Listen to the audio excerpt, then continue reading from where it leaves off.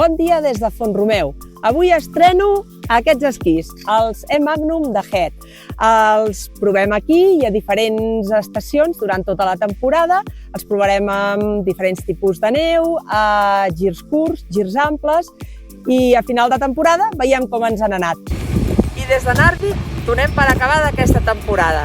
És el moment de valorar els esquís, però abans us ensenyo on els he estat provant.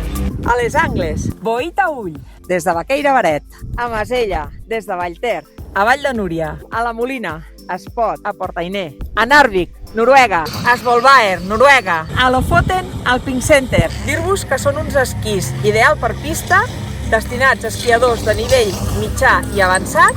Si voleu més detalls sobre els E-Magnum, trobareu l'article complet a l'apartat de material de Diari de la Neu. Desitjar-vos molt bon estiu i ens veiem la propera temporada. Adeu!